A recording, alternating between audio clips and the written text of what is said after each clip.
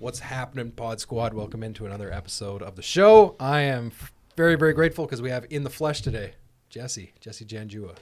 West Coast. Thanks. You just lost half our audience. I was going to say, yeah. Oh, my God. No, I'm so glad you're here. So, super quick intro. So, Jesi is the most talented sales guy that I know. I'm serious. And that's why you're here. I'm going to leech all the sales information from that brain and put it into that microphone, and then it's going to go to the universe.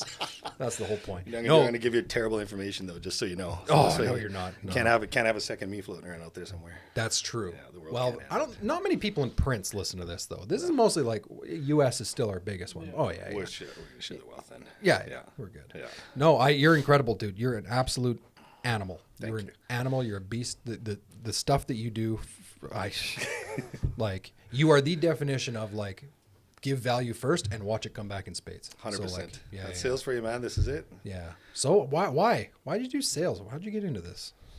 Well, so to give you a rundown of how I got into sales, I think I was 13, and I remember this. No, actually, it was 14. And it was an ad in the paper. I used to read the paper because I was a total nerd. It was an ad in the paper, like I did the newspaper, The Citizen, bro. I used to read it. It was like had nothing else going on, right? So that's Prince George for you. exactly. So there was an ad, and it was. And I was looking for work. I think I was delivering newspapers before that, and I was like, I got to do something. So there was an ad in the paper, and it said looking for well-dressed, good-looking people.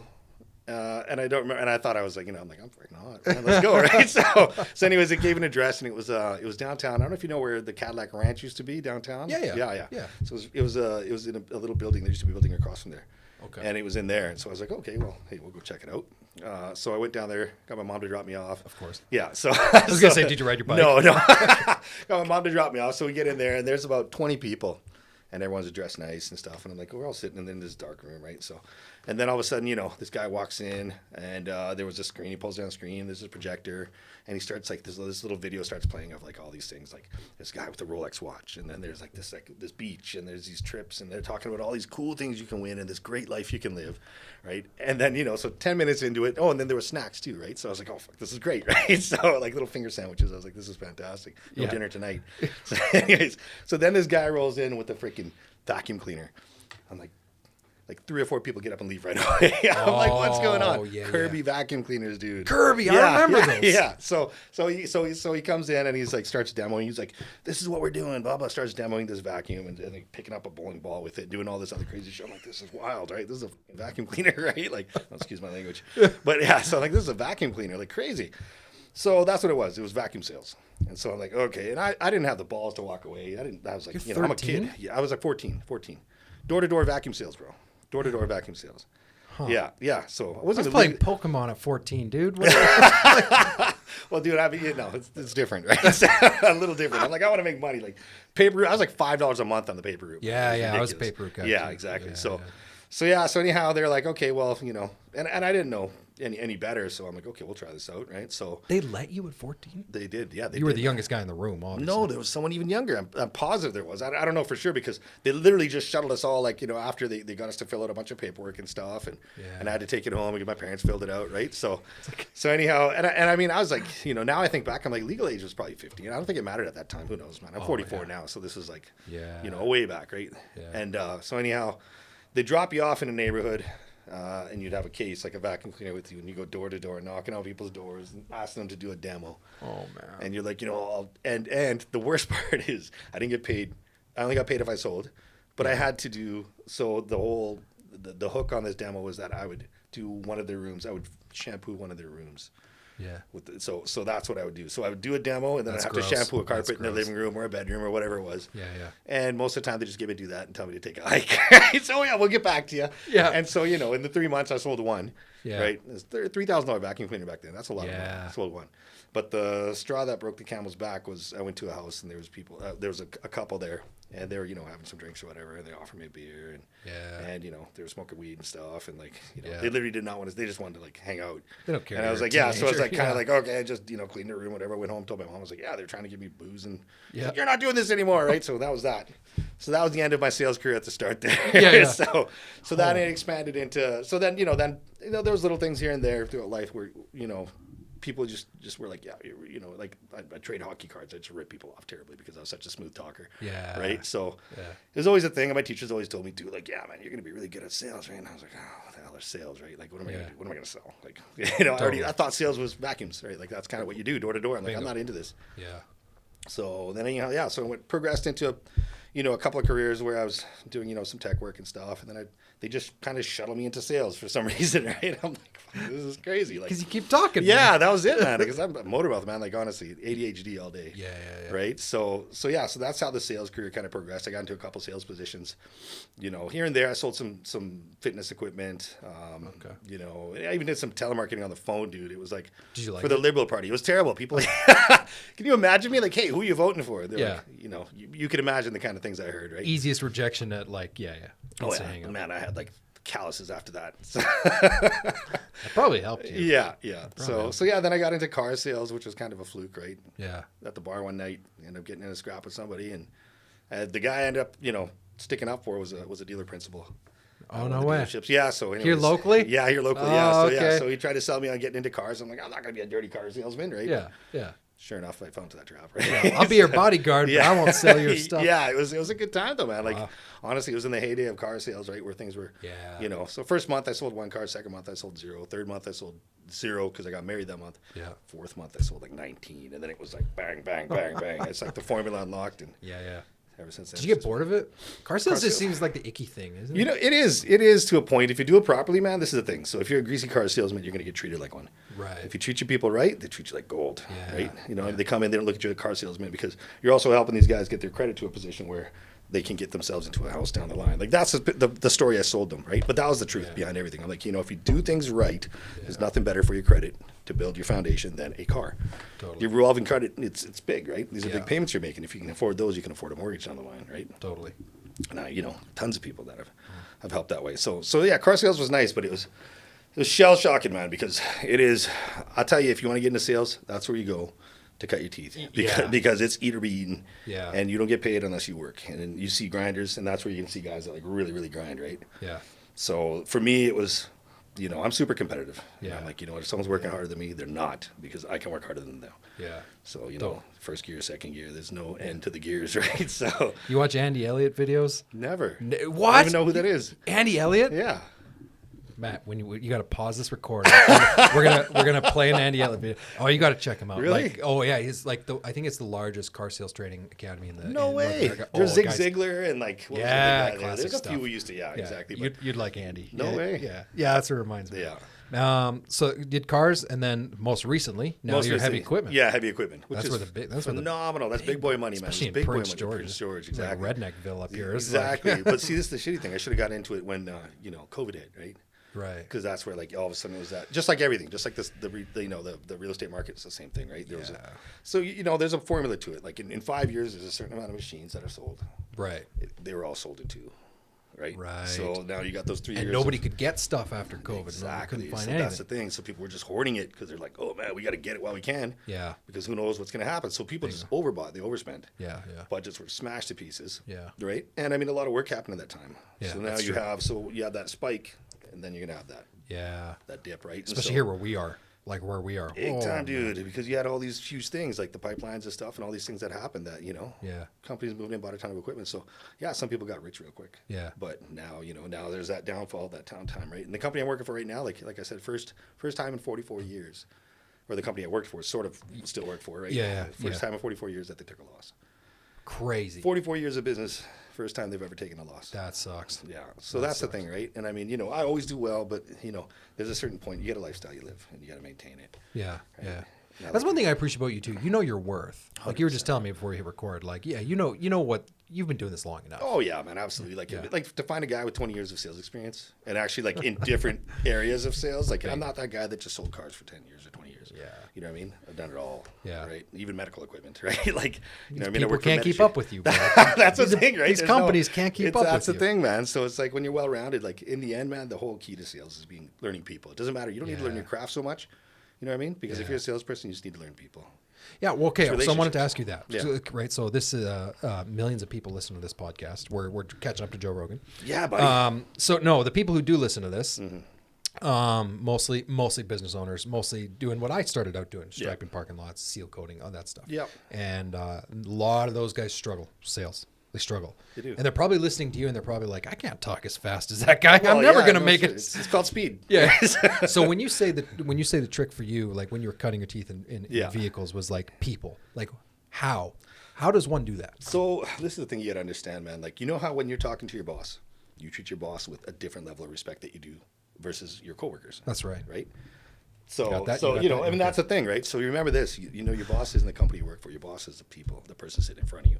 Right. That's the person that you need to. So you know, when you're a boss now, and you have guys coming to you, everyone treats you like gold. They treat you great, and you're like, oh fuck, I love that guy because he's so good to me. Yeah. So if you're that way to your customer, they're gonna feel the same way, and they're gonna want to give you things. They're gonna want to do things for you. Yeah. Right. So when did you learn this? When did you learn this? Because I don't think it was scrubbing carpets. No, definitely not. Honestly, it just clicked because, you know, I might have heard it somewhere and just, you know, that it was just, it's people that put food on your table, man. Because, you know, the companies aren't going to pay you unless your people are paying them. Yeah. Right. So like it's a chain of, you know, there's a food chain, right? So like the company just doesn't, the money doesn't come here. The money comes from here and goes to there. Yeah. So the harder you work for this, the more this is going to provide for you. Right? I got you.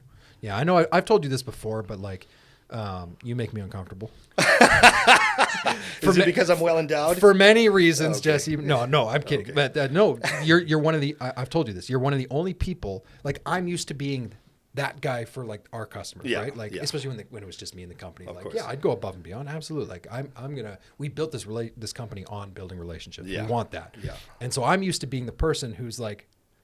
Putting more deposits in the value account than the customer. Than receiving. And then you show up in my life and it's the total opposite. Like I can't keep up to you. You're always like, bro, you've given me like unbelievable stuff. Lead lists that like out of the blue. I'm like, you're unbelievable. But this is the thing. These are things that should be easy for you. Like it's honestly, it comes to everyone has that capability. It's just a matter of putting the time aside. Like when someone asks you for something, a lot of times you're like, fuck, do I get the time for it? And sometimes you can't be bothered with it. Yeah. But literally it's not that hard. Like, and I mean, once you start that system, it's perpetual. I got a call this morning from one of my good friends. He's a real estate, he does finance, right? Mortgage broker. Yeah. And he called me this morning. He's like, hey, my furnace is gone, right? You got somebody? I'm like, fuck, what did you?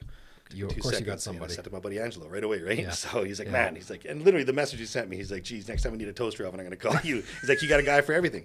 I'm Matt, like, your furnace went out this morning. You should have called Jesse. There you go, man. Yeah, I got a guy that does good. Like that's the thing, right? Like, and I mean, I'm not kidding. In a week, I probably get 10 to 15 people calling me for things. I get people calling me for, you know, stuff on cars, parts for, you know, like weird things. So, okay, how do you know? Like, how do you know if someone's, I don't want to say taking advantage, but you probably got abusers of the system.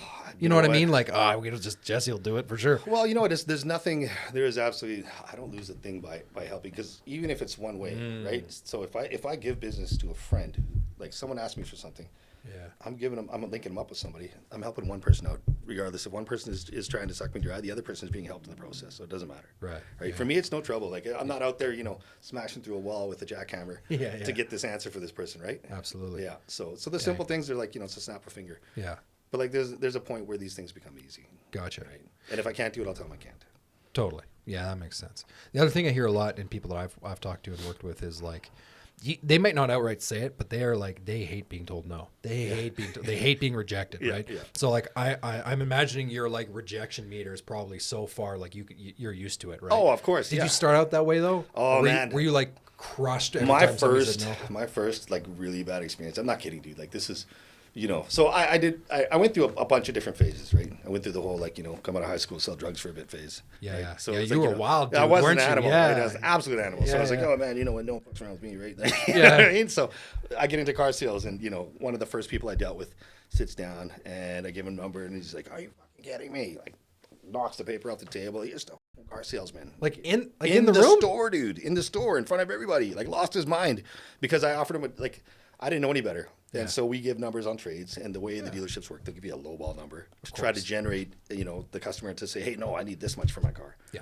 And so that was, you know, I think they just kind of hung me out to dry. They're like, hey, we're going to trial by fire. And the guy's car was probably worth 18, 19K. Okay. And I think they sent me out with an offer of $7,000. Of course. Yeah. And so he just was like, lost just it. Lost mortally offended. Yeah. Oh, yeah. And he's like, you're just a greasy car salesman. Like, this is why I'm never coming back. And gets up and leaves. And I was like, looking out there. I'm like, what's this guy? Okay, I'm going to remember this car, right? These guys address on the paperwork. I'm like, I'm going to see you, buddy. Right? In my head, I'm like, buddy, I'm going to see you, right? You got the jersey number. Oh, dude, it was like, it was one of those moments. And I'm like, and I remember just like going outside and like, I used to smoke back then. Right? Yeah. I remember power pounding like 5 cigarettes in a row. I'm like, I should just quit. Right? Like, I was going to beat this guy up. And I'm gonna so you're like, this is in your 20s, basically. This is my 20s, yeah. And so that was like my first like real, like, you know, like, holy shit, like you need to thicken your skin, right? Yeah. I had a good talk with the dealer principal at the time, and he was like, yeah, man, like get used to this stuff. You can't be like, you know, you can't get upset about it. You got a short memory. And I remember telling myself over and over, goldfish memory. Right? Goldfish. Yeah, because it's just, you have to like, this has to be something that you can't let those things bug you. And it takes a while to build up that thick skin, right? Oh, yeah. The fear of rejection is like, it's not real. You know what I mean? Because the truth is, you know, it will stop you. Fear is the dream killer, right? It'll stop you from so many things you want to do. So if you're scared to go talk to somebody, or if you're afraid to stab out in a direction, or if you, just in general, like there's so many times I've had places I've driven by, and you know what I mean, like clients, and I'm like, there's money there. Right? Yeah. I just drive by and I'm like, but I don't know if I want to go through any sort of rejection right now. Like, I'm having a great day. Do I really want to get, you know, smacked out, right? Like, and so, but you know what? It becomes an issue where I look at it this way now. It's like, I'm no longer afraid of those things. It's a freaking conquest. I'm like, I'm going to fucking get that. I don't care. No matter how scared I am, I'm going to go take it. Yeah. Right? So I just turn it around. Instead of being afraid of it, I'm like, you know what? If I beat it, then I'm, you know, the champ, right? So all you got to do is do sales since you're 13 years old and just get kicked in the teeth 100 times. Yeah, 100%. Or just go get, you know, mentally abused somewhere for a bit. Right? So get those calluses built, right? Totally, so, You if you, probably not when you were 13 selling vacuums, but do you have any like mentors here locally or anyone in your circle who is like, man, I'm going to be like this guy? You know, it was funny because like I'm one of those guys that was super unmanageable. It's funny because you were unmanageable? Yeah, honestly, man. Like my big thing was that I was always, I got to the point where, you know, I was either like, you know, oh man, I suck at this, and I'm just like, you know, kind of, you know, on the downside, just like afraid to do things. Yeah. But then once I broke past that, I was like, okay, I'm the man, right? Like, you know what I mean? And so when was that? That was probably my 4th month in car sales, honestly. Well, you didn't waste your time. No, I didn't at all, because people sweep some stuff. Well, that's all it was. You had one good month, and everyone's like, "Oh, just one good month. It's a honeymoon month." Right? Next month, I think I did 23 or something, right? And then it was like, I'm like, this is easy, right? And it just became a thing, and I started liking it because I was like, holy shit, I don't care about the money, man. I just want to sell. Yeah. And at that point, you know, you still had those times where it's fear, because in car sales, it was every month you're the hero. Right? Yeah. And then you become a bomb the next month because it's back to zero again. Yeah. So there was at one point I did 2.5 years and nobody beat me any month, like not once. Yeah. Over 2.5 years, and I was like, I'm unstoppable. But the thing is, you know, I was working with people that weren't as skilled as myself. Bingo. So in my head, that's what I mean, right? Like, small market. Yeah, exactly. So even the people that I thought were mentors and peers, I didn't look at them as better than me. I looked at them as, I'm going to beat them. And I would, you know, and you know, when I changed dealerships, the top guys would always topple. I'd see them fall apart, and they'd just be like, you know, they'd go down to mid-tier after I started working there, which was terrible for the dealership. Yeah. But it is what it is, right? If you can't handle it, right? So that's kind of where I had people I looked up to. But then as soon as I got to know them and work around them, I realized I saw holes in them. Not that I'm perfect, but I saw holes in them. So it was hard for me to respect them because I was like, I don't have those holes, right? You know what I mean? So it was kind of, it was difficult for me. There was people outside of sales that I met in my life that really built me up and made me feel special. But those were just, you know, you learn to realize that those are just feelings, you know, even though they might be saying these things to you, people feed you a lot of BS, right? So you know, you can't true to the sales form. exactly. So you can't buy into it too deeply because it's also a double-edged sword, right? Yeah. So use people. I think what you're saying is like use people, like absolutely, but like don't make that your only thing. Yeah, exactly, 100%. Yeah, exactly. So like if there's people, I saw their strengths, and that's when I was like, okay, well, I should be doing that. So I would use their tools to round out my arsenal. Yeah. Right. Yeah. And there's people that I still like, you know, I think the world of. Don't get me wrong. Totally. But I know they're beautiful. Yeah. 100%. Yeah. Yeah, it's funny. I'm like I probably don't project as much, but I'm a super competitive guy too. Oh, like, I know you are. I can see it. Ridiculous. Do you actually? Because like 100%, brother. I'm pretty chill around the office, man. Yeah, like, but you're like all this, even, bro. You are a hyper focused human being, man. Yeah, you know what I mean? You're like a laser. That's laser line, man. I'm telling you, that's well suiting for you. I started playing backgammon with my wife 2 weeks ago, and I was like, I'm going to annihilate. Like I just can't mercy. I can't help it. No mercy. Yeah, I don't want my kids to. I don't soften it for my kids. Yeah. Like, no, you're gonna get beat. This is how you're gonna learn. Do you think somebody has to be that way? Yeah, you do. In sales? 100%. You got it. All the animals have to be, man. Like, this is the thing. There is a killer instinct in sales. Yeah. You can be a guy that, a good salesman always chases the kill. Yeah. You're chasing a feeling. Yeah. Honestly, the truth is, like, a real true salesman, I think, is chasing the feeling. Yeah. It's conquest, victory, right? Money's great, man. If you're hungry for money, Yeah. you're going to be doing a lot of things Yeah. to make the money. But if, like, a true salesman just wants to win. Can I tell you a really quick funny story? Yeah. Oh man, this is like, let's go 6 weeks ago. Mm-hmm. 6 weeks ago, there was a project we did. I won't say the city, just outside of Prince George. It was like an airport project. Yeah. And we were first contacted by like some big GC company in Vancouver. Yeah. They're like, hey, we're going to do some work. We want you to come and do the painting. It took a year for them to get their stuff together. And Yeah. like, I'm telling, like 17 revisions and all this shenanigans. So by the time we get this, like, it's winter now, right? Yeah. So we're getting close to the end of this 1 year endeavor with them, and we still don't have a signed contract. And I was getting fed up, and I told my estimator, I was like, just tell him it's over. Like, so what we had happen was like 2 weeks before that, this airport randomly visited our website, filled out our quote form. We're like, hey, I might need a quote for this work. Yeah. And then so I told them, hey, actually, we're kind of already working with your general contractor, right? Long story short, I told my estimator, forget these guys. I'm done with this. This is a waste of time. Yeah. Tell them we ain't doing it. Yeah. They sent this nasty email back to us. Like, oh, this is all your fault. You guys are terrible. You're going back on your word. This client will never work with you. And as soon as I read that, like, they'll never work with you, it was like, game over. Yeah. I will die going to that airport to make sure it's done, just so I can take a selfie photo on the runway and send it to them. That's right. 100%. That's like, it. Don't ever tell me, like, That's it. Yeah, we're not going to do it. No, this is your fault, buddy. That's 100%. So we did it. Yeah. See? And that's how we went out there that morning. Yeah. That's what I mean. It's just, but that's it, right? Like, you don't want to ever be told that you can't, and you don't ever want to lose. You have that in you, man. I'm the same way, man. Yeah. I've been rejected by people at lower levels in companies. I'm like, I'll call the fucking head office, and I'm gonna get in here, right? And then I just go do that, and then all of a sudden it's like, they're taking orders, and they have to work with me, And that's awesome. That's what I mean. I'm like, I don't take no for an answer, man. Yeah, honestly, yeah. even when I'm told no, I'll find a way. Yeah. And I mean, and don't get me wrong, man. There's times I've been, met with companies like, say, in the equipment world where it's like, we're only aligned with Finning and then blah, blah, blah, right? And you try to break through that door, but Finning has operations that they're doing with them. And so, there's just nothing you can do with it, right? 100%. So sometimes you can't win, but there's angles in every which way, right? You're a podcast guy. You got like, how do you fuel yourself? I don't feel myself. This is the crazy thing, man.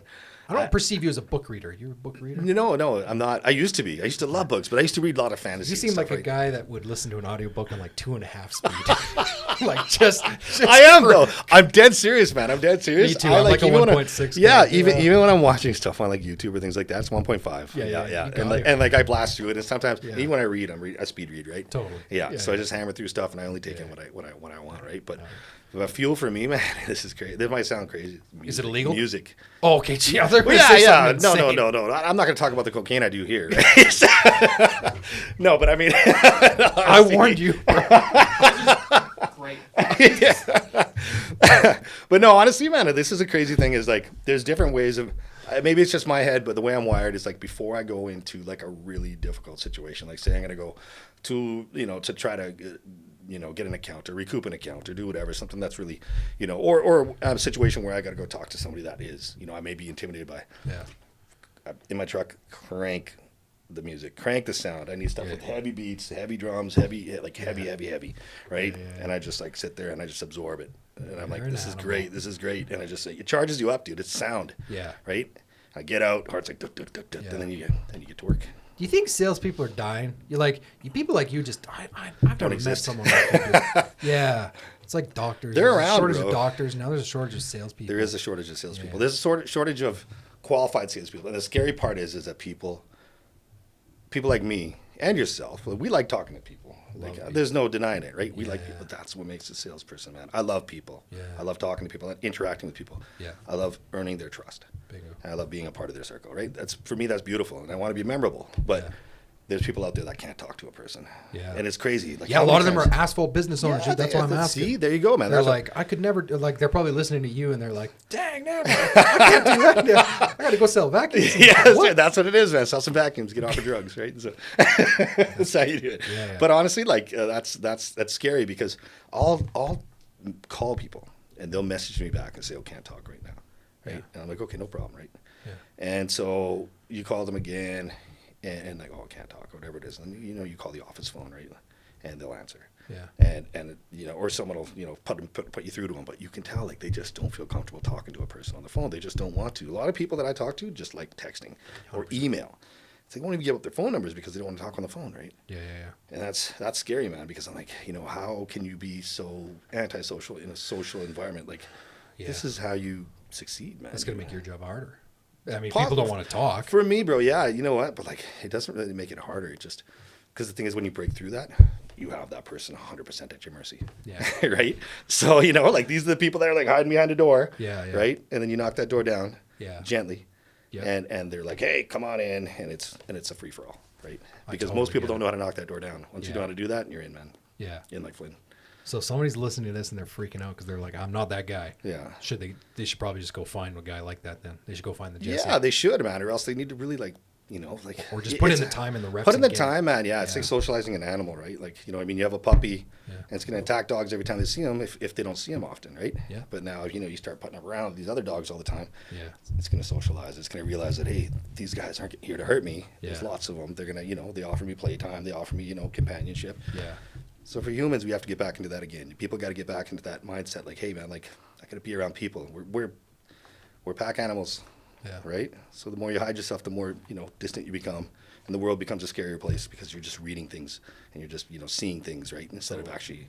So yeah, man, if you got a problem with you're uncomfortable around people, be around people. If you're uncomfortable around spiders, be around spiders.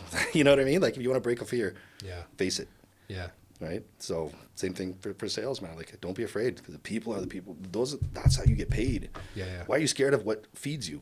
100%. You know. Yeah. Don't be afraid of it. So you gave up your age. You said you're in your mid 40s now. So like, you know, you just started another new thing, right? Yeah. So you're still doing some equipment sales on the side. Yeah. You're You an bet. animal and you can't help yourself. You can't help yourself. You got to do it. You're probably selling vacuums too on your weekends, you sicko. Filter Queens, baby. I'm going to take a guess and say you're probably not a guy that needs like a playbook given to you. Like, hey, this is how we sell.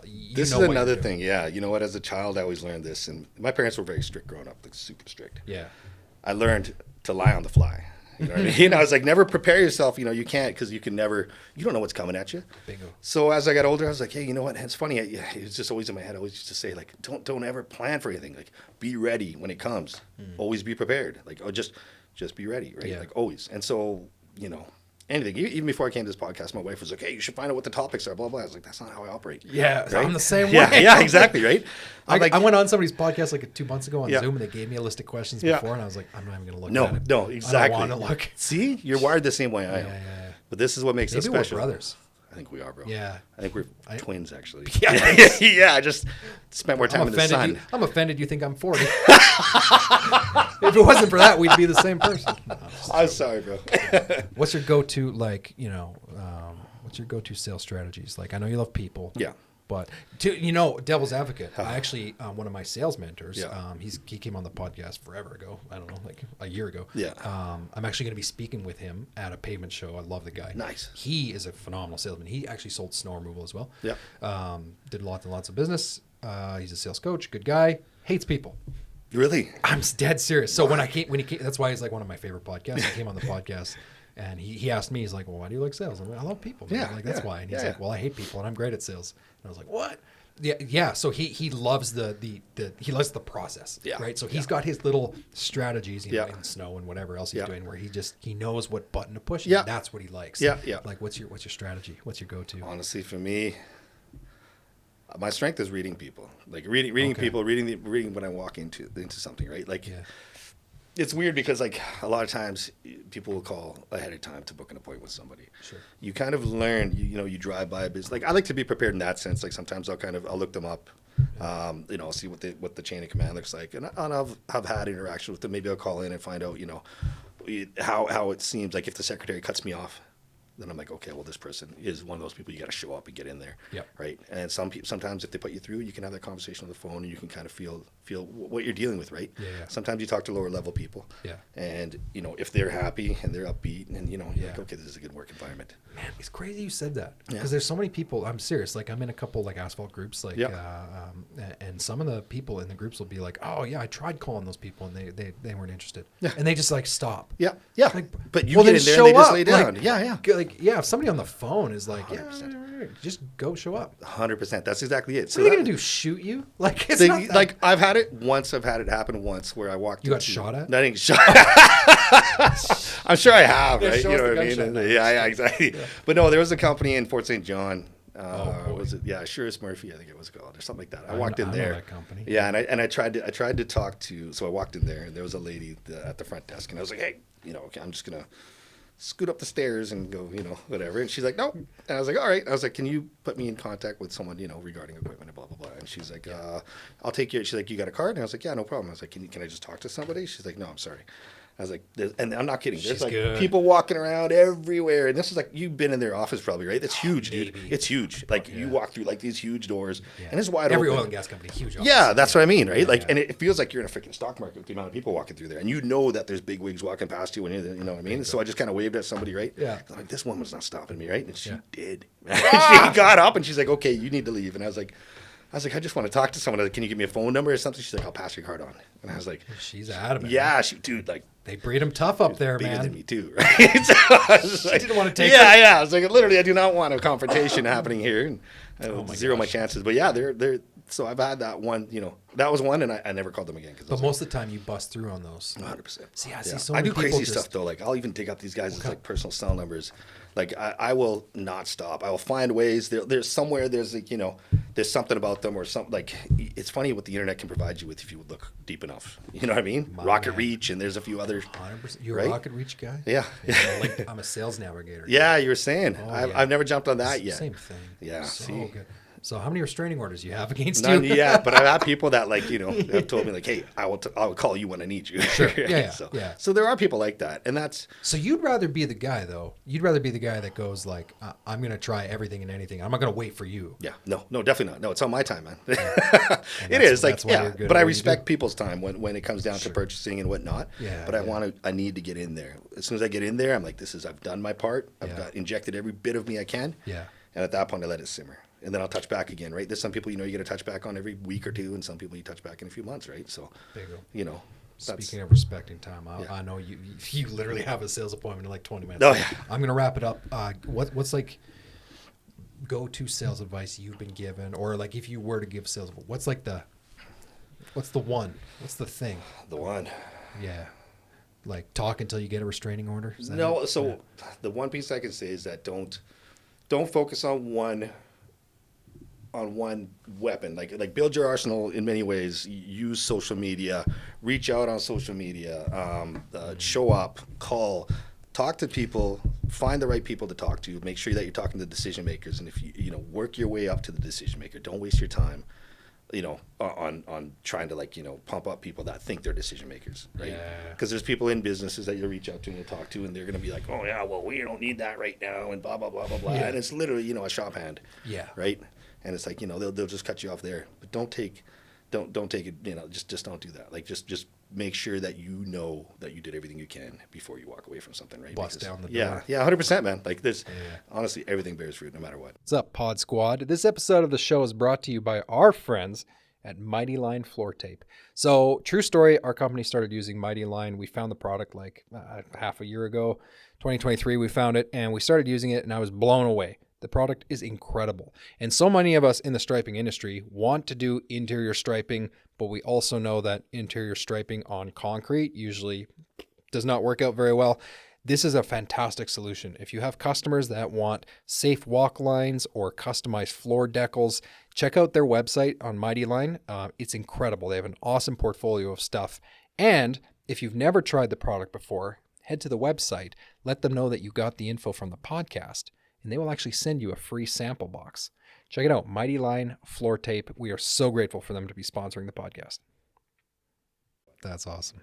That's awesome. Okay, what's the future look like for you? You're just going to sell until you die, or it's what? Going to be ridiculous, bro. Wait, is it? Oh, yeah. I know. This is a whole different level, man. Like, what I'm in now, man, is a whole different animal. Like, there's some stuff simmering, man, that's going to be, like, ridiculous. Because, like, we are at, like, ground zero stage on a lot of things. And I mean, when you link up with a company like this, right? Like E360 it's a juggernaut, man. Yeah. And that was one of the driving decisions for me to do this. But like, I'm like, why would I jump on a company that's, doing this and that or whatever, right? Yeah. Like, there's a company on the way up, man. And like the expansion is vast. Imminent. Yeah, exactly. The resources are vast, right? So how old did you say you were? 40? 44. 44, Yeah. 45. You know what's funny? I think my mentor's 44. I'm pretty sure. Is he? And well, I'm older than him.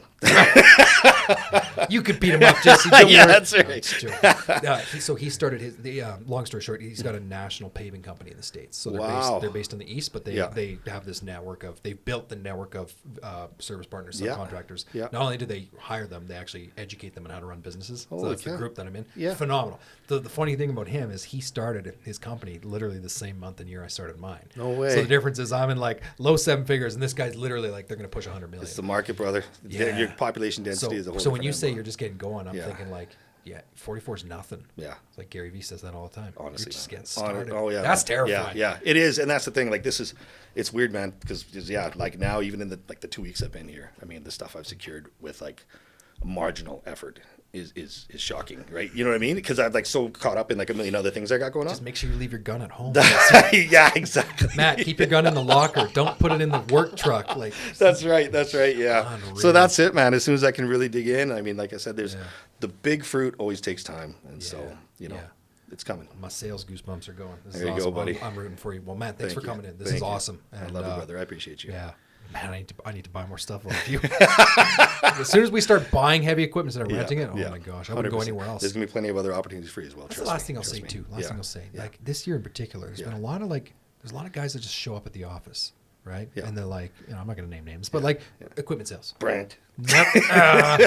And never had it before. Yeah. And of course now there's a shortage, right? So now people have to work. They do. And my first thought when these people were showing up was like, the great salespeople aren't waiting until when there's an opportunity. They're pounding the door all the time. All the time, bro. All the time. You got to keep. That's why you're going to win, dude. 100%, bro. Okay, thanks for coming in. Thank you. Did I miss anything? Anything you want to shout out? What do you want to plug? E360. Can I E360? I can't do it, but I don't know what you're doing. No. Yeah. Hazardous equipment or hazardous waste. Yeah, go find Jesi Janjua. Janjua. We're going to put your LinkedIn on the bio thing. I appreciate it. Love you all. Yeah. Thanks for coming on, brother. Thank you, bro.